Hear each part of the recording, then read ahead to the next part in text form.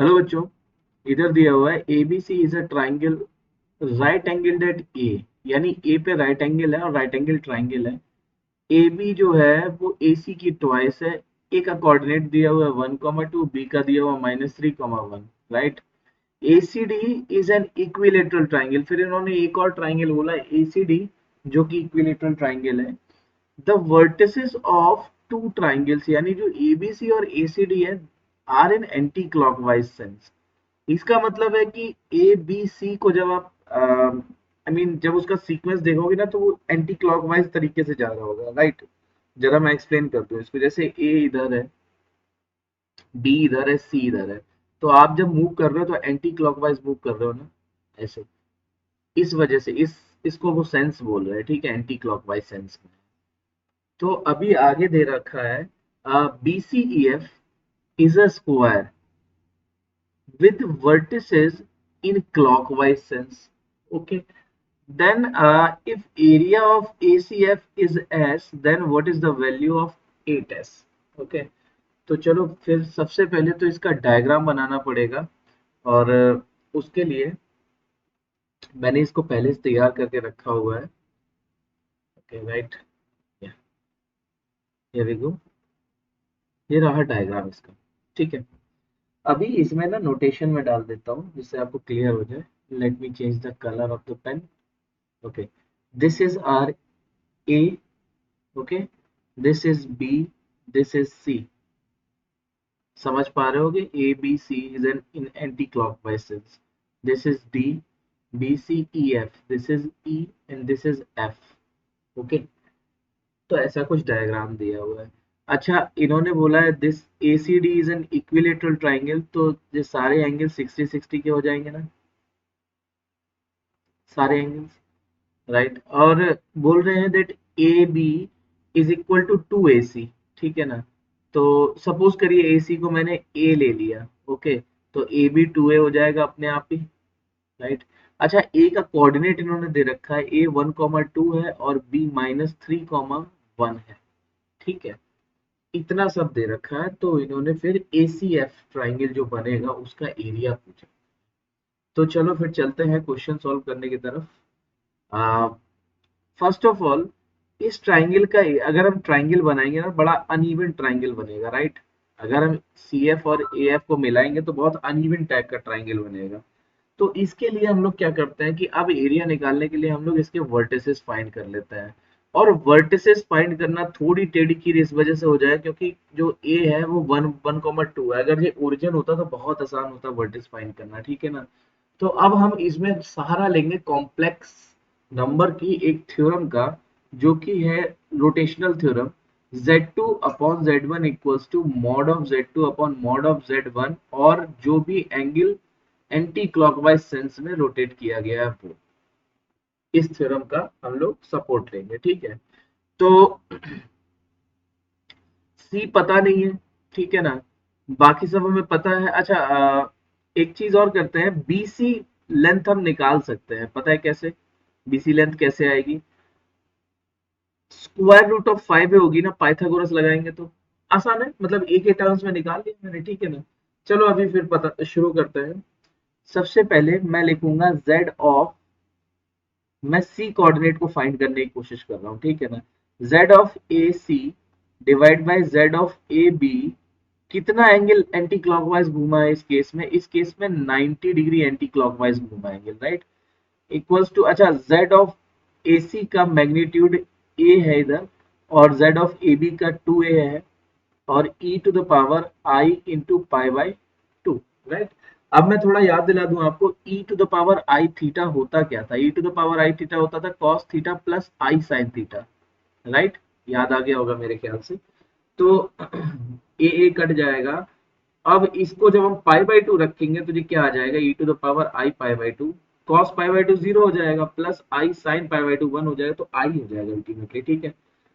अब आती है बात कि z ऑफ AC और z ऑफ AB की जगह क्या रखेंगे, तो इसको मैं इस तरह से लिख दे रहा हूँ जिससे आपको थोड़ा सा इजी पड़ जाए समझना, ठीक है ना।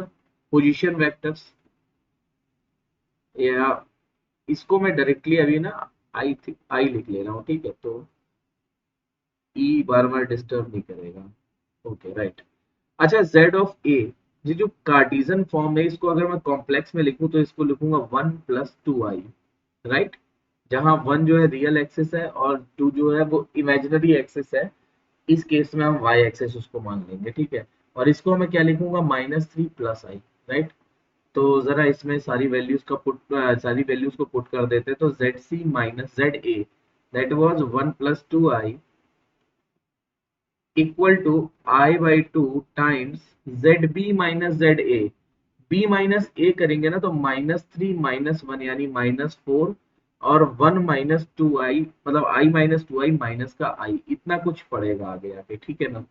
तो इधर से मैं अगर ZC का वैल्यू निकालूं तो ZC कितना आएगा, इसको जब मैं अंदर मल्टीप्लाई करके डिवाइड करूंगा 2 का तो कितना आ जाएगा भाई, -2i। और इसमें जब डिवीजन होगा माइनस माइनस प्लस 1/2 बचेगा, ठीक है। और 1 प्लस 2i लेफ्ट साइड से आ जाएगा तो इधर से कट जाएगा, ZC आ जाएगा अपना 3/2 प्लस 0i भी बोल सकते हैं, ठीक है ना। तो अभी यार इससे मैं एक आइडिया तो लगा सकता हूँ कि C का जो कोऑर्डिनेट होगा वो हमें पता चल गया क्या है। C का कोऑर्डिनेट हो गया 3/2, 0, राइट।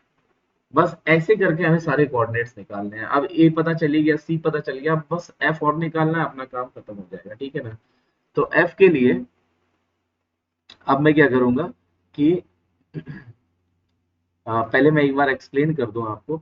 अब मैं क्या करूंगा, जेड ऑफ बी सी देखना इधर ध्यान से, जेड ऑफ बी सी, ये वाली लाइन पूरी, ठीक है ना, upon Z of B F लिखूंगा। और इसका जो एंगल है बीसी को जब हम क्लॉकवाइज सेंस में घुमाएंगे तो हम बीएफ पे आएंगे, ठीक है। तो इस केस में -π/2 लेंगे एंगल, कितना, -π/2, ठीक है।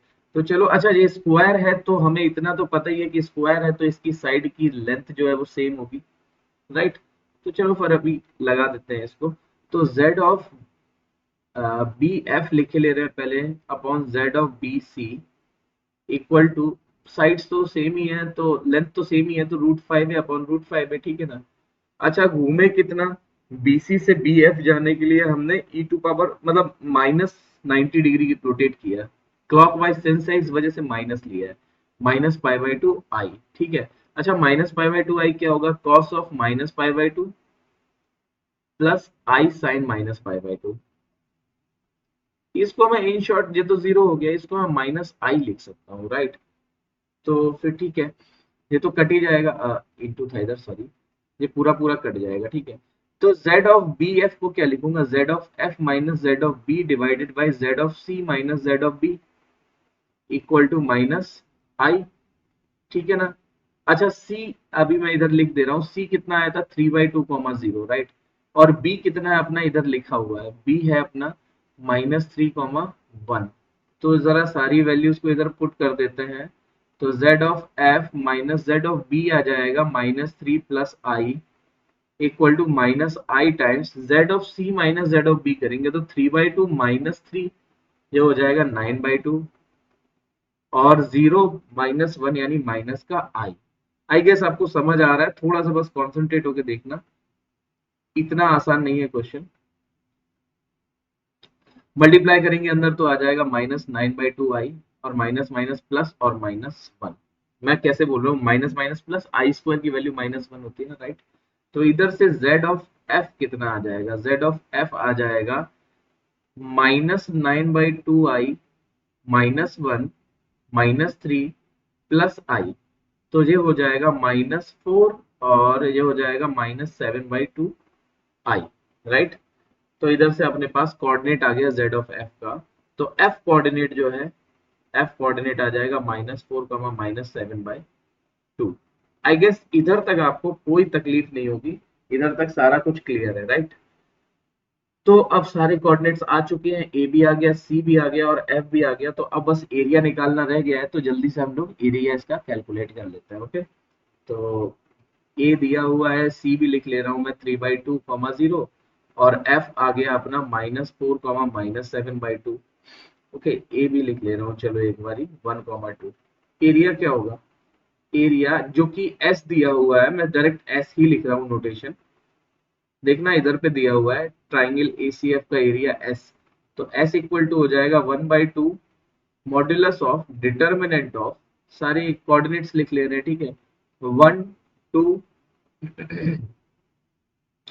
1, राइट, और फिर हो जाएगा 3/2, 0 1, और -4, -7/2 एंड 1। ये हो गया।